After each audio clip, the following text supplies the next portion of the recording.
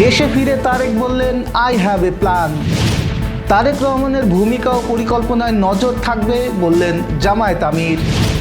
তারেক রহমান দেশে ফেরায় নির্বাচন নিয়ে শঙ্কা দূর হলো মন্তব্য আক্তারের। শীত নিয়ে দুঃসংবাদ দিল আবহাওয়া অধিদপ্তর।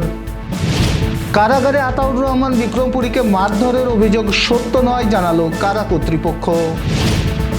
নাম ঘোষণা হলো বিপিএল এর দলের নেতাদের নাম। বাজি ধরে ঠান্ডা পানিতে ডুব দিয়ে প্রাণ গেল যুবকের। দর্শক, আমাদের রাতের আয়োজনে আপনাদের সাথে আছি আমি এস.এম. আরিফ। শুনছিলেন প্রধান শিরোনাম। এবার বিস্তারিততে যাওয়ার আগে আপডেট খবর পেতে গ্রামের কাগজের ইউটিউব চ্যানেল সাবস্ক্রাইব এবং ফেসবুক পেজ ফলো করে রাখুন। 17 বছরের নির্বাসিত জীবন থেকে ফিরে ভবিষ্যৎ বাংলাদেশ গড়তে নিজের একটি পরিকল্পনা থাকার কথা জানালেন বিএনপির ভারপ্রাপ্ত চেয়ারম্যান তারেক রহমান। পরিকল্পনাটি কি তা খোলসা না করলেও তা বাস্তবায়নে দেশের সবার সহযোগিতা চাইলেন তিনি। আজ বৃহস্পতিবার দেশে ফেরার পর লাখো সমর্থকের উচ্ছ্বাসে ভেসে ঢাকা 300 ফুটের সংবর্ধনা মঞ্চে দাঁড়িয়ে তারেক রহমান বলেন, আই হ্যাভ এ প্ল্যান। কথাটি বলার আগে 62 বছর আগে আমেরিকার বর্ণ বৈষম্য বিরোধী আন্দোলনের নেতা মার্টিন লুথার কিংয়ের ঐতিহাসিক ভাষণটি স্মরণ করেন তারেক রহমান। 1963 সালের 27 আগস্ট ওয়াশিংটনের লিঙ্কন মেমোরিয়ালে লাখো মানুষের সমাবেশে লুথার কিং বর্ণ বৈষম্যমুক্ত যুক্তরাষ্ট্র দেখার স্বপ্নের কথা তুলে ধরে বলেছিলেন, আই হ্যাভ এ ড্রিম। দুপুরে ঢাকায় পৌঁছে বিমানবন্দরের আনুষ্ঠানিকতা শেষে রাজধানীর পূর্বাচল 300 ফিট এলাকায় আয়োজিত এক সংবর্ধনা অনুষ্ঠানে যোগ দেন তিনি। এরপর সন্ধ্যায় মা খালেদা জিয়াকে দেখতে ঢাকার এভার কেয়ার হাসপাতালে পৌঁছান তারেক রহমান। তার আগমন উপলক্ষে এভার কেয়ার হাসপাতালের নিরাপত্তা জোরদার করা হয়েছে, মোতায়েন করা হয়েছে বিজিবি সদস্যদের। নিরাপত্তার স্বার্থে হাসপাতালের সামনে অবস্থান নেওয়া নেতাকর্মীদের সরিয়ে দিয়েছে আইন শৃঙ্খলা রক্ষাকারী বাহিনী। বিএনপির ভারপ্রাপ্ত চেয়ারম্যান তারেক রহমানের দেশে ফেরাকে স্বাগত জানিয়েছে জামায়াত ইসলামীর আমির ডাক্তার শফিকুর রহমান। তিনি বলেছেন, তার একজন রাজনৈতিক সহকর্মী দীর্ঘ 17 বছর পর সরাসরি রাজনীতির মাঠে ফিরেছেন, এটিকে তিনি ইতিবাচক হিসেবে দেখছেন।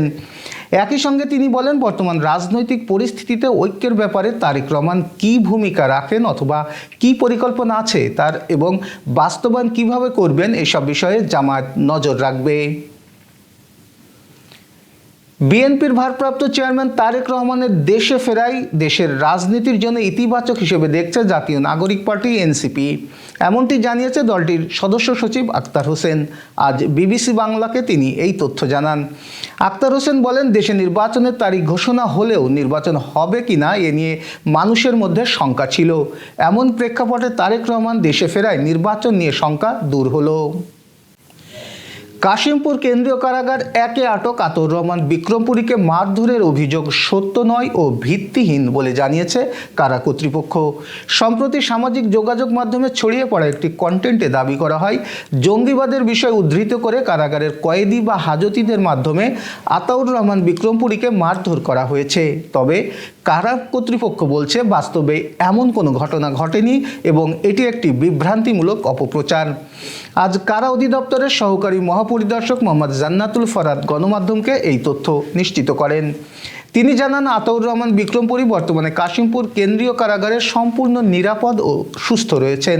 একটি কুচক্রী মহল উদ্দেশ্য প্রণোদিতভাবে দেশে বিশৃঙ্খলা সৃষ্টির লক্ষ্যে এ ধরনের গুজব ও বিভ্রান্তিমূলক প্রোপাগান্ডা ছড়িয়ে দিচ্ছে। কারা কর্তৃপক্ষ এ ধরনের অপপ্রচার থেকে সবাইকে সতর্ক ও সচেতন থাকার আহ্বান জানিয়েছে। গাজীপুর মেট্রোপলিটন পুলিশের মাধ্যমে ডিটেনবন্দি আতাউর রহমান বিক্রমপুরীকে 3 মাসের ডিটেনশন আদেশ সহ গত 24 ডিসেম্বর কাশিমপুর কেন্দ্রীয় কারাগার 1 গাজীপুরে হস্তান্তর করা হয়। এবার আবহাওয়া সংবাদ। আগামী 5 দিনে সারা দেশে ধীরে ধীরে তাপমাত্রা আরও কমতে পারে বলে জানিয়েছে আবহাওয়া অধিদপ্তর। উপমহাদেশীয় উচ্চচাপ বলয়ের কারণে দেশের উপর শীতের প্রভাব আরও বাড়তে পারে। আজ সকাল 9টা থেকে পরবর্তী 120 ঘন্টার 5 দিন পূর্বাভাসে বলা হয়েছে, সারা দেশে আবহাওয়া প্রধানত শুষ্ক থাকবে।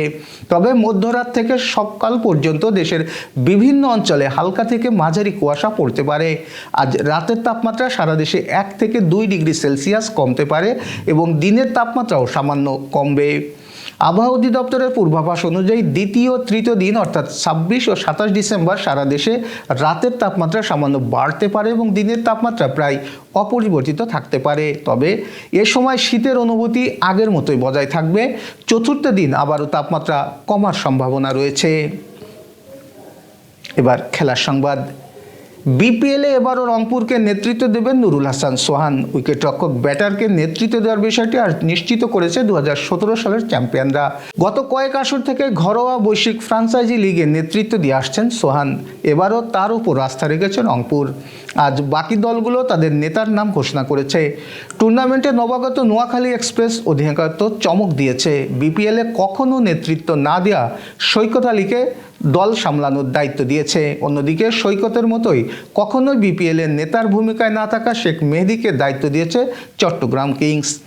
ঢাকা ক্যাপিটালসের নেতৃত্বে ভার দিয়েছে মোহাম্মদ মিঠুনকে। আর সিলেট টাইটান্সের অধিনায়ক মেহেদী হাসান মিরাজের বিপরীতে রাজশাহী ওয়ারিয়র্সকে নেতৃত্ব দেবেন Nazmul Hossain Shanto. Renaissance hospital and diagnostic centre. রেনেসাতেই মিলছে কম খরচে উন্নত সেবা। তাই নিশ্চিন্তে আমাদের সেবা নিন, সুস্থ থাকুন। Renaissance hospital and diagnostic centre, সদর হাসপাতাল মোড়, দরাটানা, যশোর। দর্শক, শেষ করব একটি বিশেষ সংবাদ দিয়ে। ঝালকাঠির রাজাপুর উপজেলায় বাজি ধরে ঠান্ডা পানিতে টানা 112 বার ডুব দেওয়ার পর এক ব্যক্তির মৃত্যু হয়েছে। আজ সকালে উপজেলার বড়াইয়া ইউনিয়নের পালট গ্রামে এই ঘটনা ঘটে বলে জানান রাজাপুর থানার ভারপ্রাপ্ত কর্মকর্তা নজরুল ইসলাম। মৃত বাবুল মোল্লা ওই গ্রামের বাসিন্দা। প্রত্যক্ষদর্শীরা জানান, বাবুল মোল্লা কাচারিবাড়ি বাজারের কয়েকজন লোকের সঙ্গে বাজি ধরে সকালে প্রচণ্ড ঠান্ডা পানিতে 112 বার ডুব দেন। শেষ দিকে তিনি হঠাৎ অসুস্থ হয়ে পড়েন। স্থানীয়রা তাকে উদ্ধার করে রাজাপুর উপজেলা স্বাস্থ্য কমপ্লেক্সে নিলে চিকিৎসক মৃত ঘোষণা করেন। এই ছিল আজকের রাতের আয়োজন। এরপর সকালের খবর দেখার আমন্ত্রণ জানাচ্ছি। শীতে পরিবারের বয়স্ক ও শিশু সদস্যদের বাড়তি যত্ন নিন, সতর্ক থাকুন ডেঙ্গু প্রতিরোধেও। শুভরাত্রি।